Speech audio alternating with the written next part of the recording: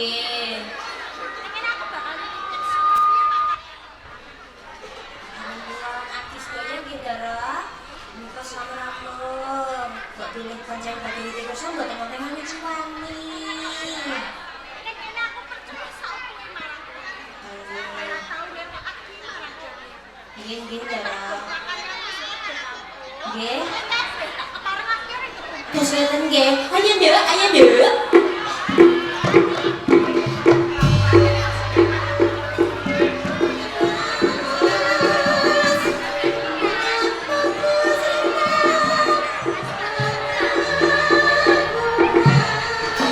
Mergo iki dina blambangan lan utara kaduwe ae-ae. Pengen aku bakal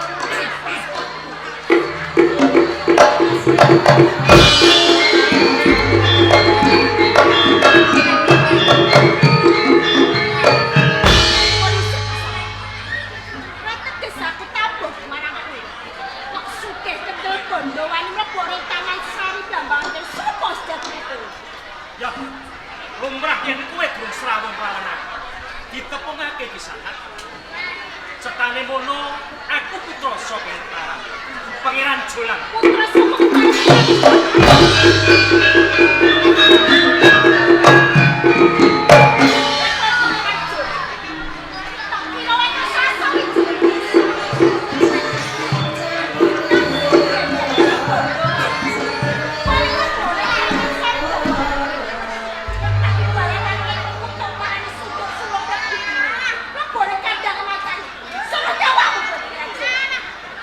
Sing gedhe pangapuramu yen aku ngaluwe lawan kowe ing papan iki. Bisa.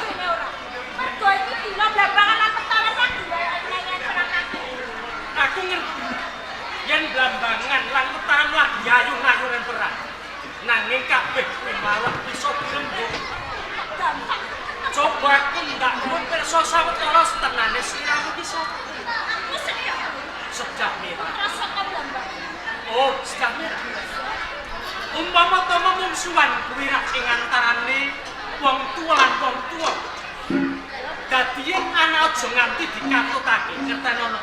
Jenenge wong perang kuwi ditulis kanggo apa wae sing nemu kecil. Munggo saka panemuku. Aku tumeka ing papan dunung iki satenane. Aku mau ngelas lawan kowe ora ngelas temeng lalis.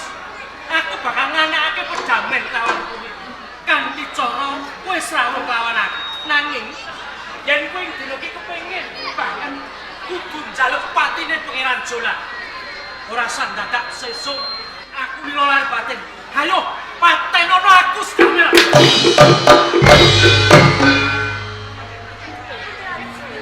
Yo kene kowe nangis.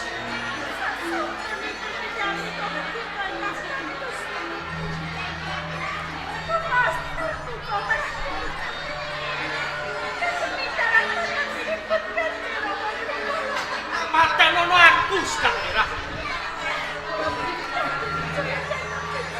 Yo kene kowe ora tegel. Kowe ora tegel ngikhlasne nyawa. Apa sebab?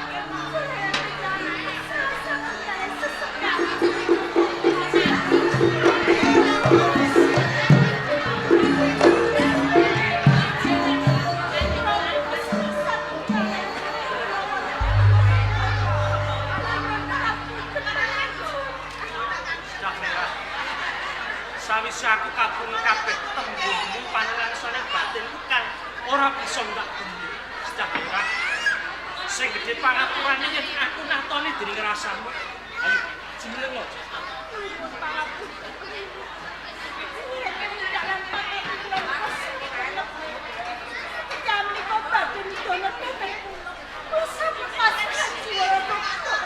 Kudu watake Pangeran Jolang. Ing kono ana wanita kang trenyuh atine sawise kaya kono bakal anake perdamaian. Sudah merah. Ngerti kan ndak karepake apa? Tenane ado saka petaran kuwi aku pengen gage selak ketemu lawan siramu sudah merah. Pengen nganake perdamaian dene wong tuamu lan wong tua bisa adoh salawase urip kanthi srana. Sliramu sambung tresna lawan aku tresna lawan kowe. Mas sambungan tresno karo Ya, nyuwun sewu saderengipun panjenengan Junan. Apa sampetipun penggalih kanthi tetep utawi cesengan panjenengan. Wis, Pas lantrep menika sampingan kalian panjenengan. ya kene ora pas lantrep. Kowe wanita aku priya. Priya kang andhesi nembung kawan wanita. Ora ana alane yen aku tresna kawan kowe Jamil.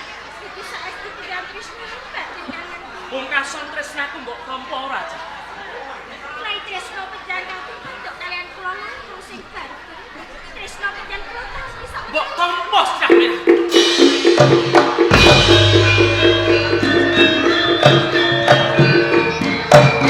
Bangsat!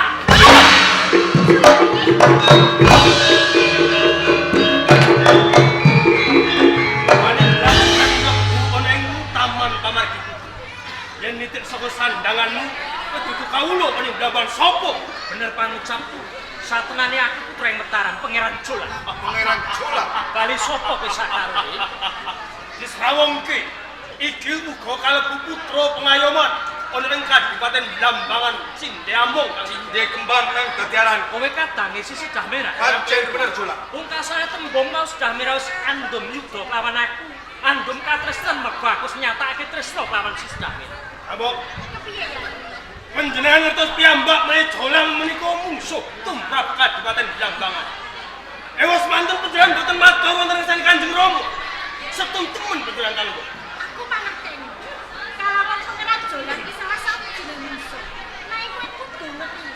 Iki dina kanggo lan Pangeran Jolang wis nganakake sambungan Krishna. Wisarana nyampe peperangan Blambangan lan Ayu. Kan, Mbok. Najan pratela panjenengan kados pekaten nanging ngantos ping jagat panjenengan boten badhe saged sambat tresna kaliyan Pangeran Jolang. Yo kene kaya ngono. Awit Pangeran Jolang musuh ing mriki saged boten saged kedah propikut. Ora iso. Lan saiki gumantung yen kowe manut kepenak awakmu nanging yen kowe bangga banget tak piloro. Yen aku pisah Mati. Antep tangan Jolang.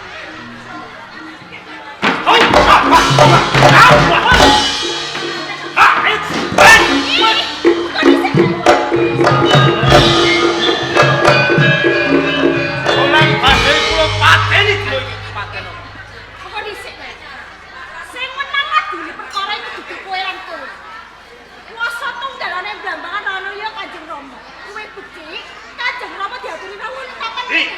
awas. Rawuhake Kanjeng Rama. Rama. Apa Rama? Slamet ya Jolang.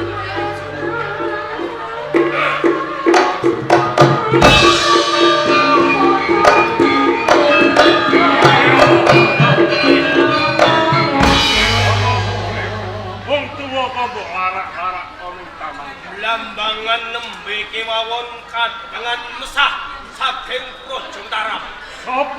Jolang putra saking Mataram. Jolang.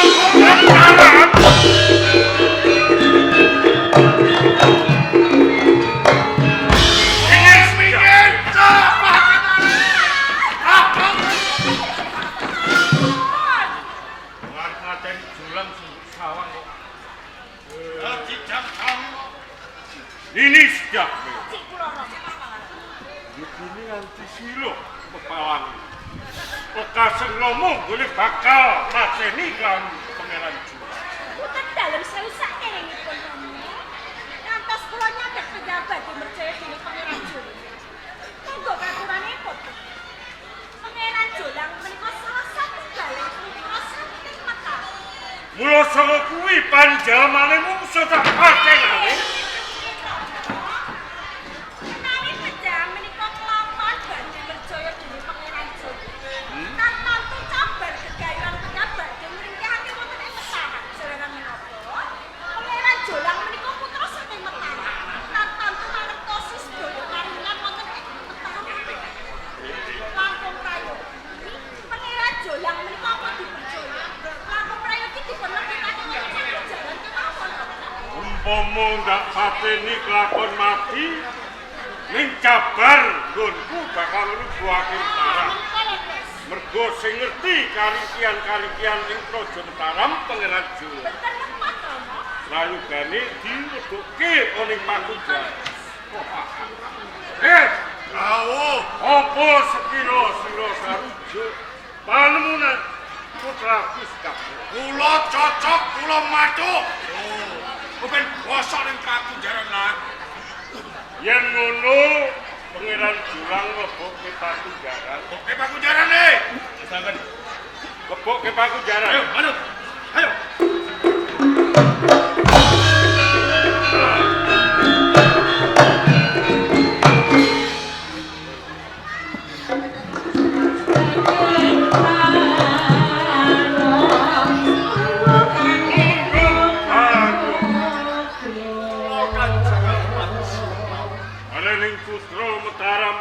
Julang wis kelakon aku jroning Pakunjaran.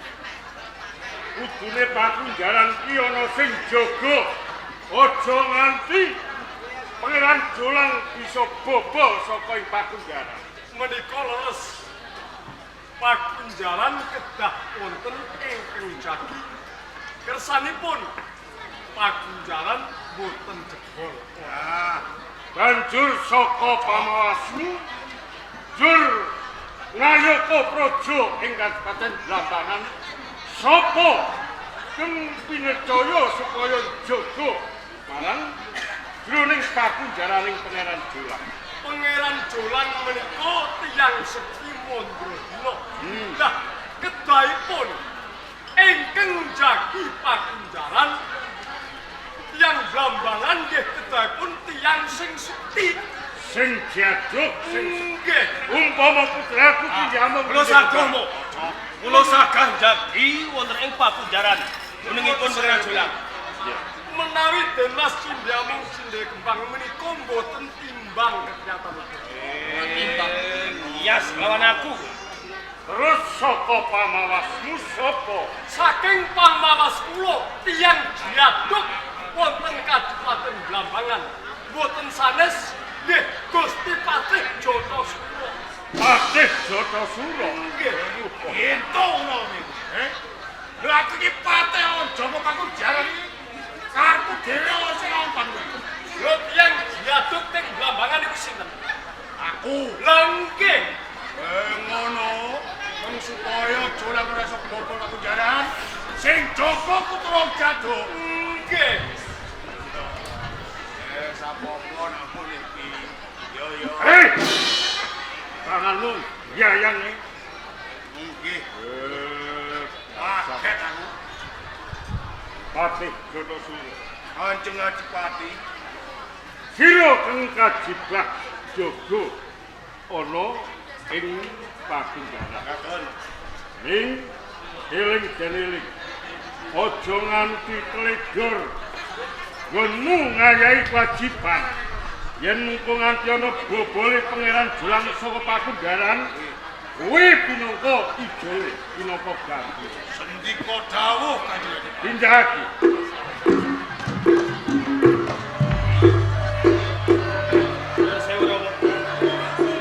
Kula mugi watos sanget menawi Julang mangkinipun saged bobol saking Pakunjaran. Menawi kepareng kula nyuwun nilai badhe nderek bebantu kalian Jotosuro. Luwih prayoga, Ken.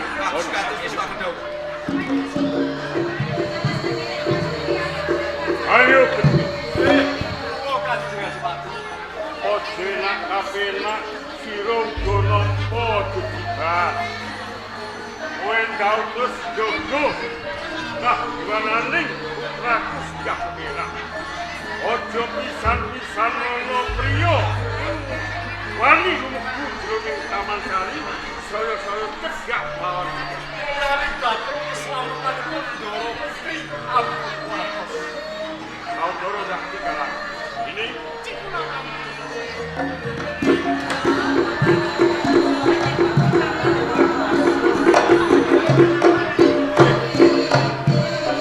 Nuwun sewu. Putri sedah merah. Sak sampunipun Pangeran Julang dipun lebetaken wonten ing Pakunjaran, semu panjenengan ketingalipun anglong sanget. Menika lho wis aman. Teng mriki kula badhe waloka kemawon kaliyan bojenengan. Ngenani perkawis Pun dinten sakmenika kula lan Pangeran Jolang menika sampun wonten sambungan tresna. Kapolri, kula menika ngatosaken dhateng keslametanipun Pangeran Jolang. Kula kuwatir wonten menapa-menapa wonten ing pakunjaran paman. Dados tetanipun panjenengan tuwuh rasa tresna kaliyan Pangeran Jolang. Menika lho Mas. Ngeten nggih. Kusumarengal sidak merah. Terus pundi paman nggih? Monggo dinten sakmenika ingkang jagi Kanjeng Pangeran Jolang wonten ing pagunjaran boten sanes nggih Gusti Paduh Jakasura. Lah yen panjenengan menawi sampun tresna dhumateng Kanjeng Pangeran Jolang kedahipun panjenengan saged mawaris saking pagunjaran. Terus sewu paman. Lajeng kados sarana kanthi pundi kula saged nuwari Pangeran Jolang saking pagunjaran paman. Aku keng bakal golek cara Lajeng caranipun. merga dina iki Patih Jatasura sing ngasta kunci pagunjaran. Ayo Menika lho Mas. kermenane Patih Jatasura kuwi saben dina tak unjuk waragan. Lah iki kanthi dalan kowe nyedhaki Patih Jatasura lan gawake waragan sing akeh. Mengko yen wis cedhak lawan Jatasura tembungmu tembung sing manis manungara kanthi kok encepi kok guyoni mengko sakwise waragan yen wis diunjuk urung tanpa dheweke mesti mendem. Lah mengko yen wis kelakon Jatasura ki mendem mengko gampang anggonmu goleki kuncine pagunjaran ki mau. Kados pacaranipun. Nek kados ngaten kula nyuwun pamit ki paman. Nek jenengan ndang ngawati dhateng Sing ati-ati mengko aku sing bakal nglapati kula nyuwun pamit ki paman iki.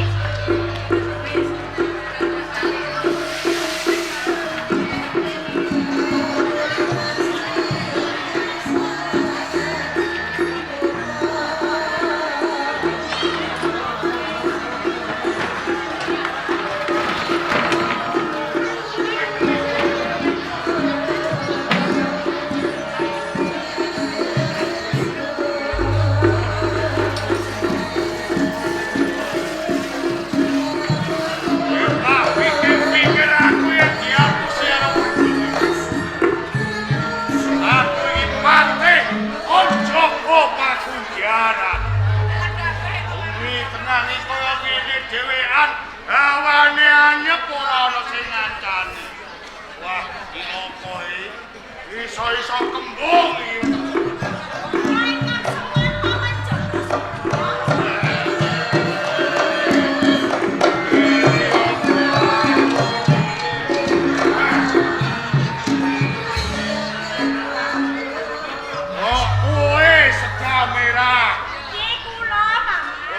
Bengi-bengi teko ning pakunjaran iki ngopo?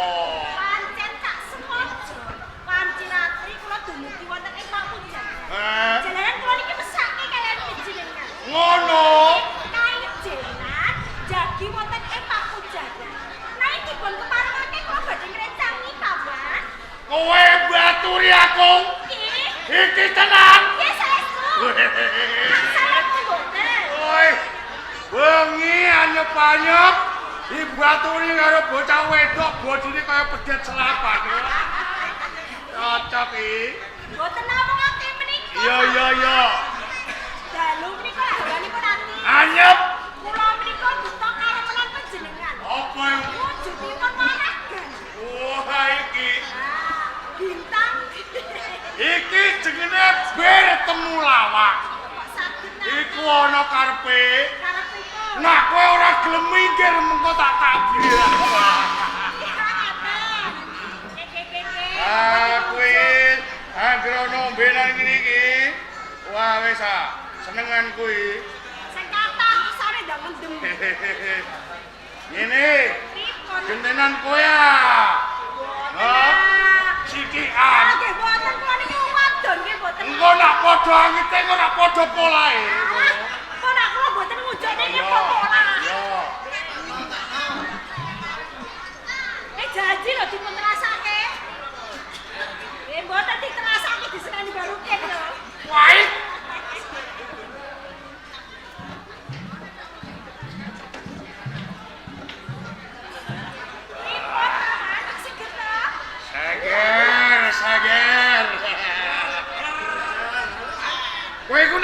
Aja ngono ayo muntuk kabeh.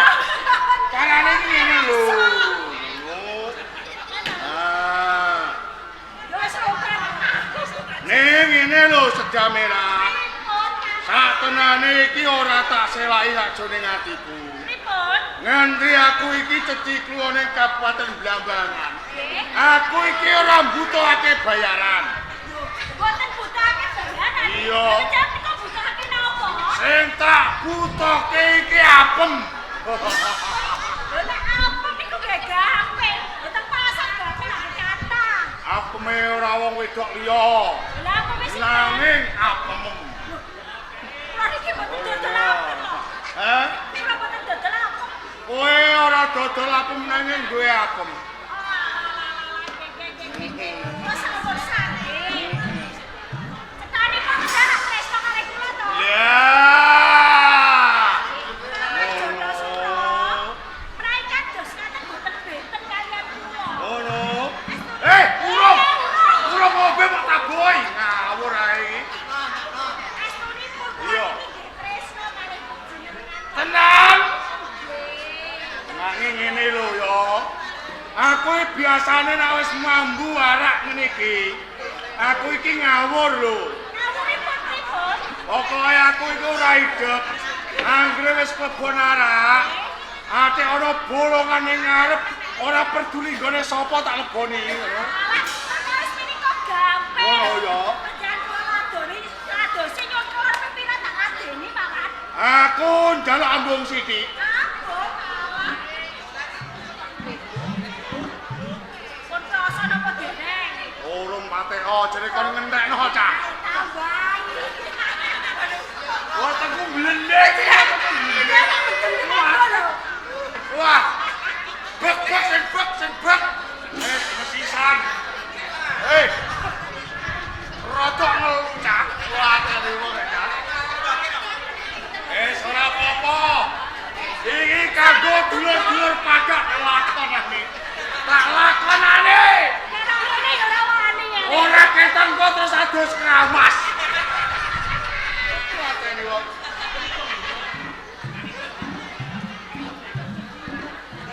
Lah, pun rasa napa dereng? Lho ya. Dereng iki dereng rasa. Rodok rasa wis rodok kemun-kemun.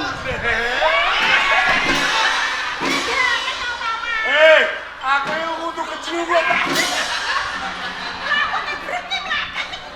Aku iki pas komen kudu keclunguk ya. Walah yo. Iki ngombe apa pendam tas. Kersane dan diam. Wah, Dan rasa dan diam. tawa tawi. Aja mendem.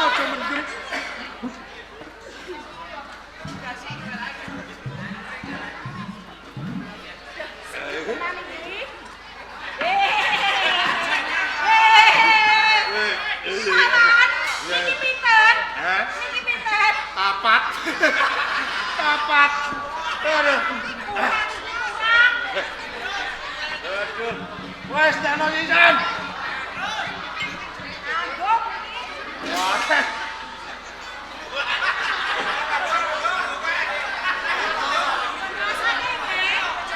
Tak pikir-pikir kaya bar nyiram brambang. Cepuk aja.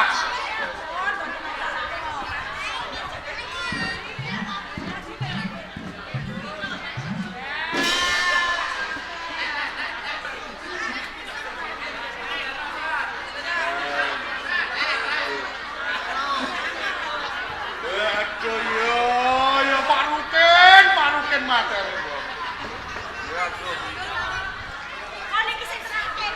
Iki terakhir yo. Ning sik.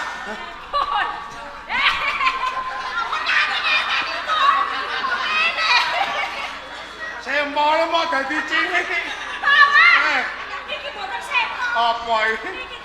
Tangan. Kadang sempol. Kamera. Lah dengkolem kok karek cilik. Niki boten dengkol. Apa? Niki rong. Hiro. Nale,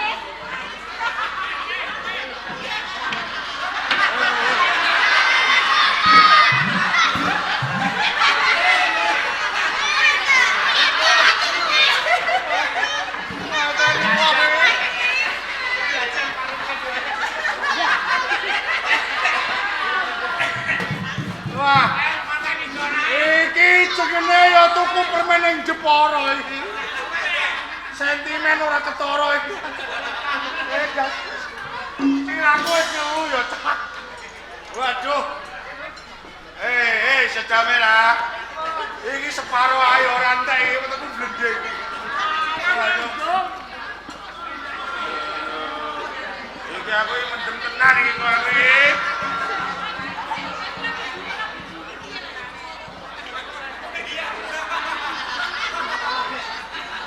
Wah, ora kebon sego, Cak. Modele dilet-leti tak mendem. Tawa tawi tawan.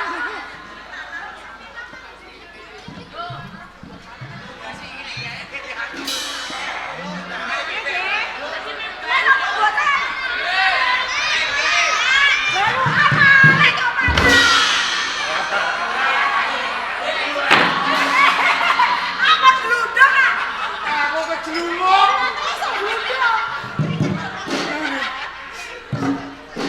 Aduh yo iki rasane iki wis panas kabeh iki aduh yo.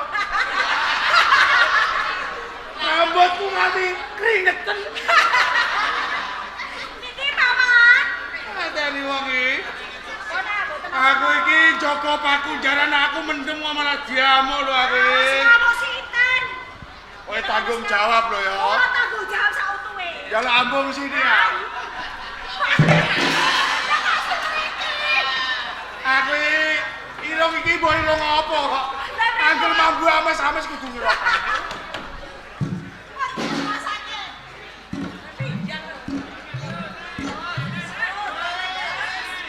Wes ya? Wes ya? Wes ya? Aduh. Aku iki mendem. Aku kelone ya. Aku rambutku keringetan kabeh. Aku iki wis mendem aku kelone ya. Ngene nganggo gaya sing anyar ya. Gaya napa? Aku tak sing tengok-tengok kowe sing nyambut gawe. Gaya helikopter. Iya ya.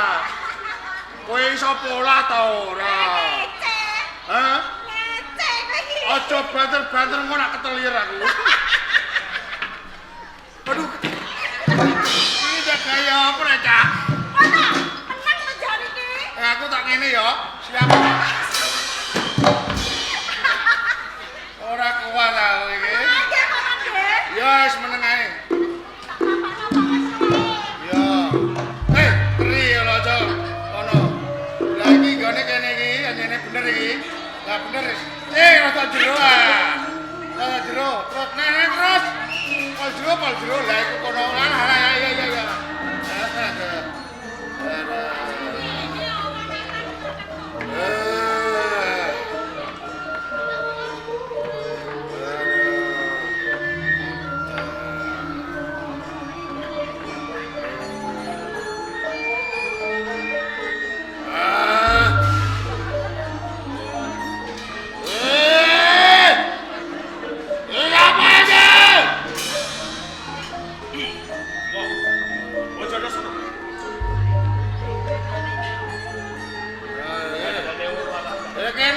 Kene iki lho.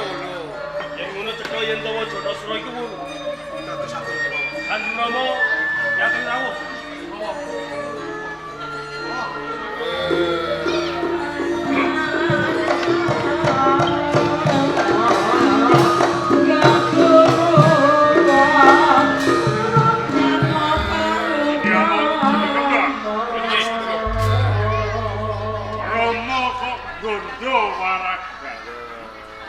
Menika Janasura umur.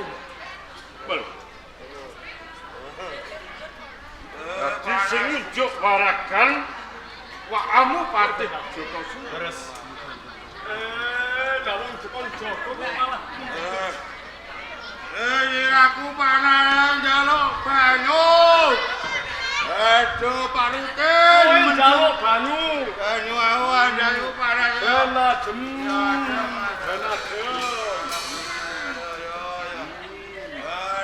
Wes penak ngopo dereng?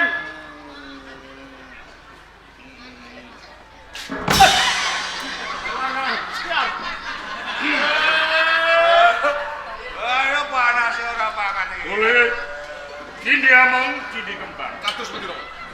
Coba dirajaniti jroning pakunjaran Pangeran Jolang isih ana sajroning pakunjaran.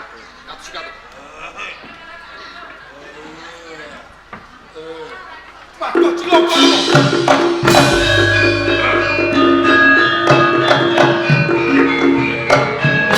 Pangeran Jolang bobol saking pakunjaran. Pangeran Jolang bobol saka pakunjaran. Romo.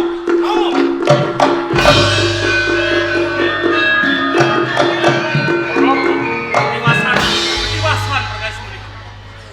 Kanggo Sedah Merah ugi rangkat saking Taman Sari. Kambokmu Sedah Merah uga ninggalake Kadipaten Blambangan. Rangkat lawan Pangeran Jolang. Deripun kados menak. Iya. Yen ngono boboling Pangeran Jolang saka pakunjaran. Iki saka teledore wakamu Patih Jotosuwir. Leres. Yen ngono wakamu Patih lebokke pakunjaran. Kanggo Ini gaya apa ini? Arep kemawon betake.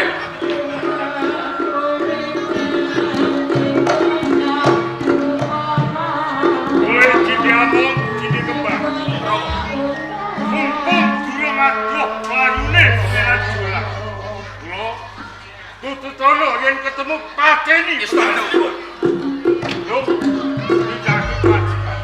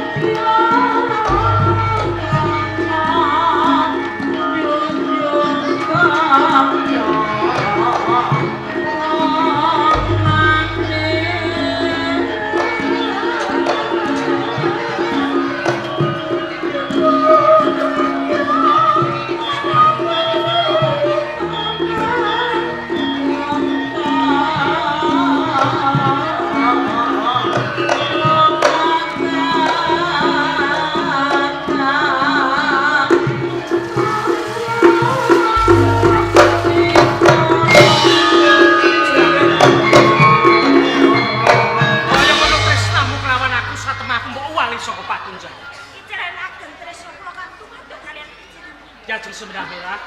Bacot kayu bali ning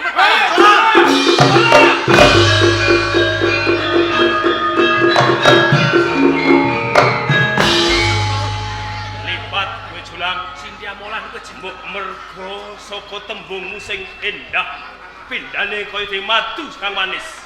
Sak temah kadangku Sedah Merah kapilu kelawan kowe. Kanyatan saiki aku suwaso ing pakunjaran mergo saka si Sedah Merah kados nganti aku mbujung laku. Mergo iki sih ana pedong kelawan kuwi. Apa sing karepake? Kowe manut apa pancen kudu tak pateni dina iki? Monggo sembatan iki.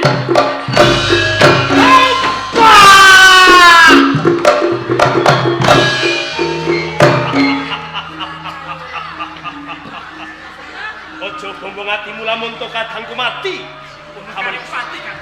Nanging ana kamera-kamera mopo iki Jolang sampeyan.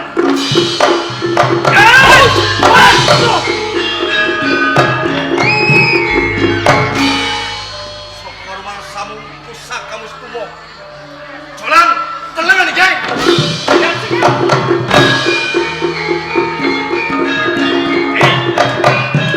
Ngomong dengan Bapak Jolang. Ayo, dibujo.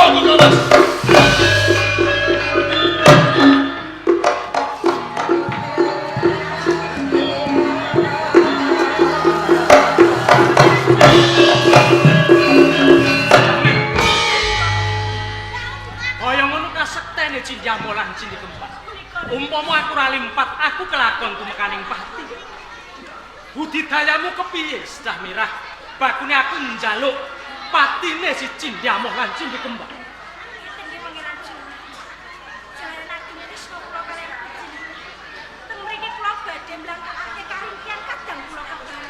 Karingkiane opo? Apa ngapesane opo? Kadang kula kekalih menika saged mekaning pati menawi dipun tukumba Pangeran. Bombo, Cynthia Molan, ayo maju.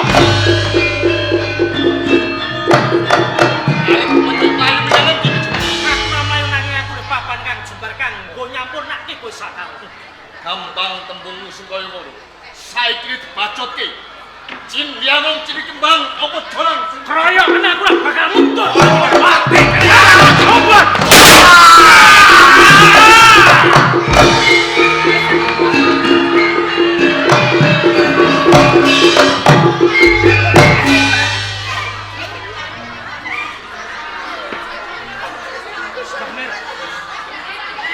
Ora perlu mbok tangis. Aku ngerti sepiro panalan saring batumu katinggal dene keluargamu wis durung cindakno lagi. Nanging katresnan kudu mawa pangurban. Kowe abot kadangmu sakarone apa abot katresnanmu? Yen abot kadangmu sakarone, aku lilo ninggal kawanku.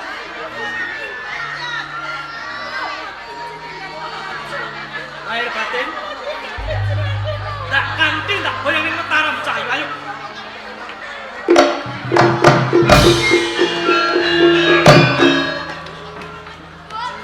Oi! Liamong! Tinggi kembang!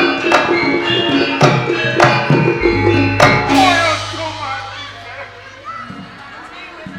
tinggi kembang lan kowe Liamong.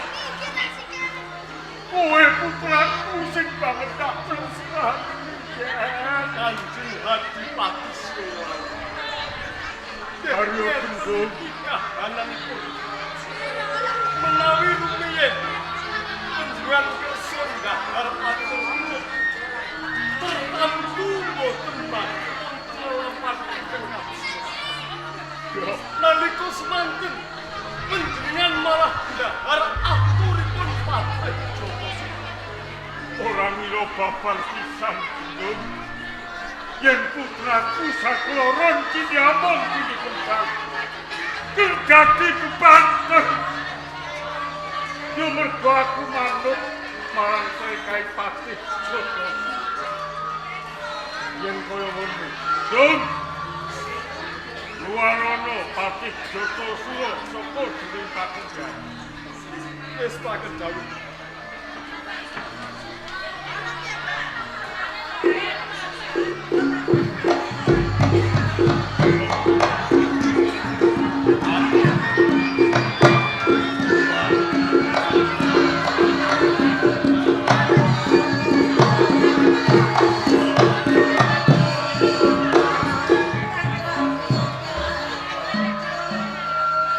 Patih Joko Sulo.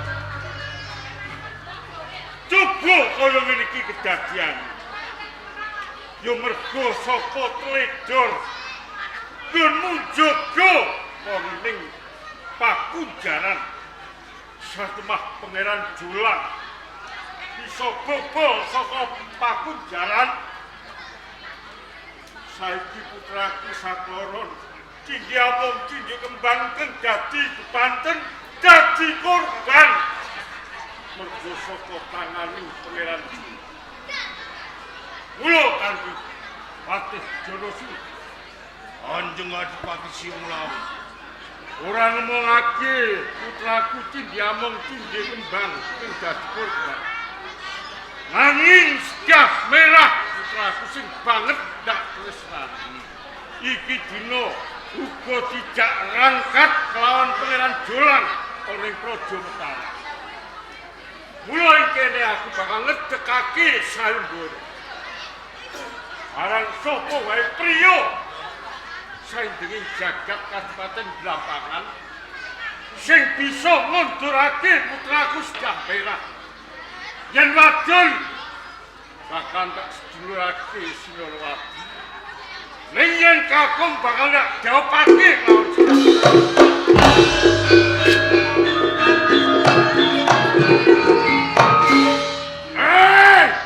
wong Mataram! Gede cilik nom lanang. Ruwake iki suarane Patih Joko. Ampun Sedyah Merah ora tepas lagi tangan Patih Joko Sulo. Mataram bakal tak susah. Ayo Patih diruk.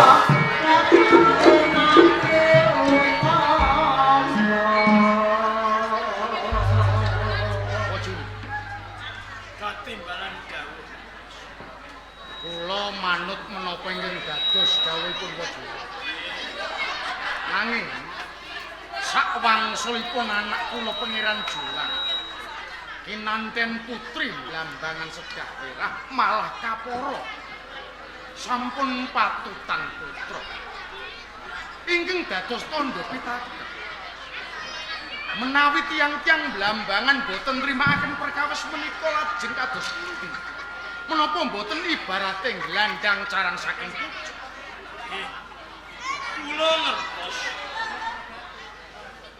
perkawisipun kados ngaten jalaran saking nanging perkawis menika kula tetep tanggal jawab raketan kados pundi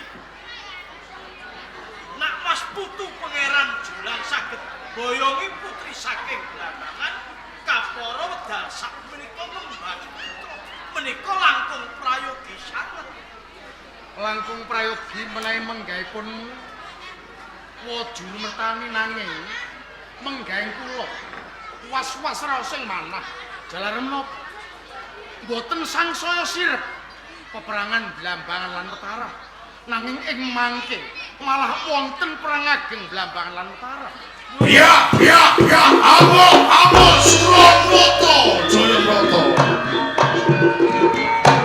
Hei Panembahan Senopati, rungokke iki sumbare Patih Jatasura.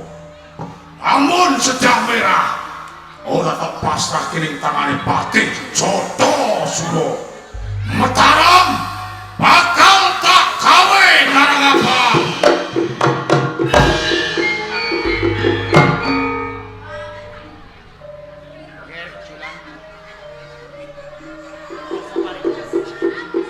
ora susah dadak milih kalinaning ligan sira keprungu dhewe sumbare Patih Jatasura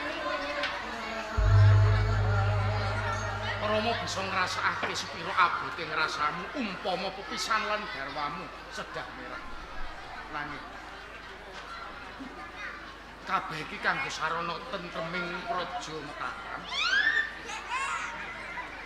mula kanthi lilaning atimu mbok menawa pancen Sedah Merah kudu digawa bali ana ing Blambangan Rama nyuwun nilake saka saweta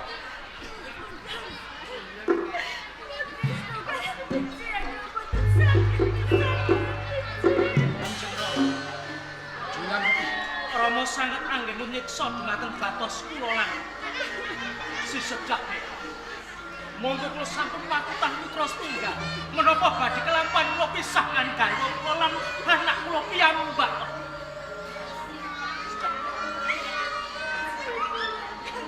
Pun kakang tetep pisah gemilan gondeli kawan sliramu. Aku ora bisa pisah kawan kowe Sedah Merah.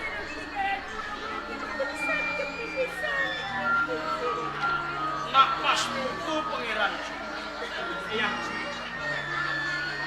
Eyang bisa ngrasake sepira to paling atimu yen nganti sliramu kepisahan lawan Sedah Tangi. Iki jeneng ana sambungane negara lan negara. Sliramu kudu bisa beda-bedakake. Sliramu bisa nglintingi. Nah, ing papan kene ora ana pilihan wong loro. Menapa ya? Abot negara apa abot garwa? Menawi abot negari pripun? Nek abot negari garwamu Sedah Merah dipasrahke lawan Patih Jatasura. Supangsulipun nek abot negari. Nek abot garwa kowe yo kudu jumeneng Nalendra ana ing Mataram. Mula saka kuwi perkara iki kowe kudu iso ngerti. Yen kabeh iku mau sliramu ora iso milih. Banjur kahanan iki terus kepiye? Yang juru mertaliran panjenengan Rama Dalai. Kula kedah milih salah setunggal menika putranipun Ahmad raos sing manah. nanging iki kudune salah siji sliramu bisa milih Abot negara apa abot garwa? Diajar sudah merah. Sing gede pangapuramu aku abot negara.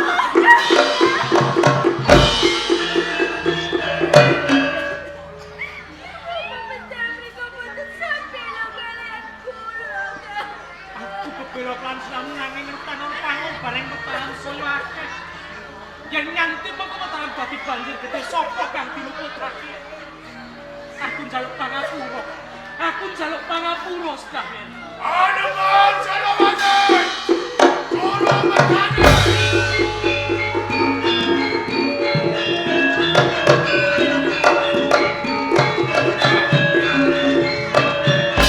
Dino iki tak jaluk Sedamira.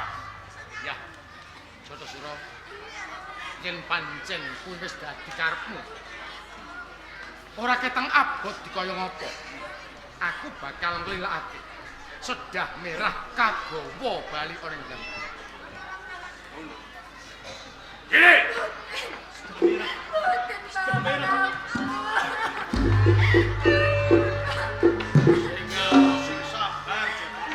Menang. Ini. Berkori-kori semono. Soko Kabupaten Blambangan. Sedah merah kecil. Mula ngone bali ing Kabupaten Blambangan. Kudu ijin. Pamaro.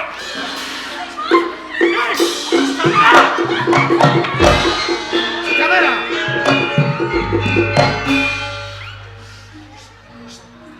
Malah kaya ngene kedadean. Julang Putra kula kados pundi kula pisan kalian garwa. Romo nyuwun dikuat-kuatke atimu. Ora ketang kepiye wae kuwi putramu. Nadyan pepisahan lan wong tuane wadon mengko Rama lan ibu bakal sabiyantu ngrumpaka gedhekake marang putra. Kuwi pancen bener iki. Sing sabar ngadepi kabeh menawa iki pancen badhe urip Kula ngertos. Menika sempalan daging kulit kula piyambak. Menawi kula rinten dalu tasih nyawang dhumateng putra kula kelingan kalian garwa. Garwa kula sedah merah. Ora usah dipenggal. Ora usah dipenggal.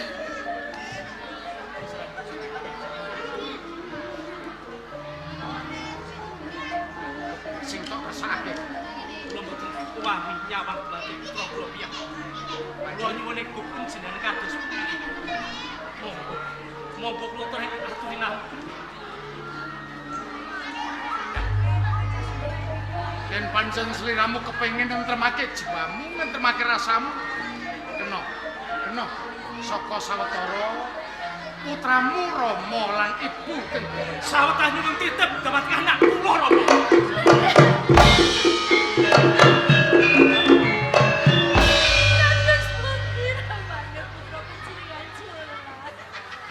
Kados pundi kuwi? Nilahaken wonten ing Mataram lajeng putra panjenengan wayah panjenengan menika kados pundi. Kowe iki omong apa? Jolang kok lunga ke Mataram ya arep nyang endi? Lah kula wau sakas badhe nilahaken apa Lah omahe kene kok arep lunga ke Mataram paling-paling yo ning Guri, ning Kasatriyan. ya panjenengan menika le ramane. Iki kok malah ngajak Gojek iki kepiye? Mboten gojek kula niki bingung putra panjenengan nandhang ingkang kados ngaten. Wis ngerti. Wong tuwa kaya ngene kapasran bayi kok kowe iki isih eling nyusoni bayi apa ora? Nggih mboten medal sampun wong putra panjenengan Jolan terus wonten agemipun. Iki putumu lho. Nggih. Lah nek nggih mboten medal to ramane. Pak Juru, Kados pundi? perkawis menika ndika ingkang buka, Nggih, ndika ingkang miwiti. nggih. Kula suwun ndika kedah saged nutup lan saged mungkasi. Masa bareng itu kula. Ayo.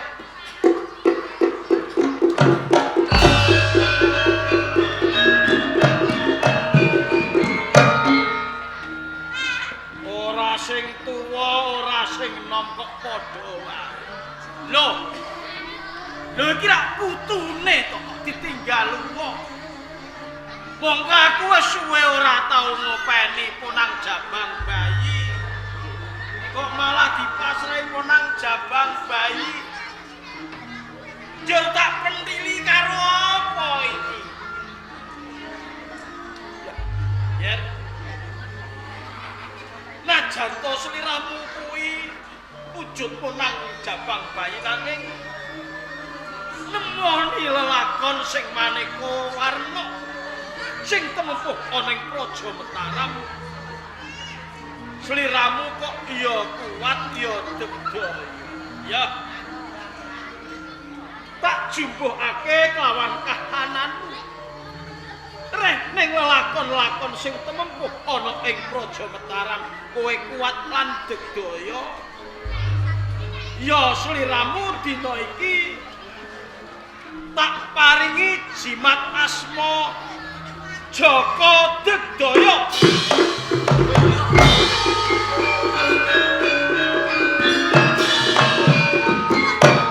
Lagi nek tak gobali nang omah terus sapa sing ngopeni? Kok nganti lali ya. Pak Kerto. Ini. Napa niku? Rese-rese kula iki. Panjenengan ate napa? Lho jenengan pun sepuluh kok gendong. Ponang Jabang bayi. Sak rene. Nggih. Lemu omah-omah ki pirang taun? Pun nenten kalih dosa taun. 20 taun kok durung duweni keturunan. Nggih. Gabuk. Bapak iso ngarani aku. Kowe iki lho.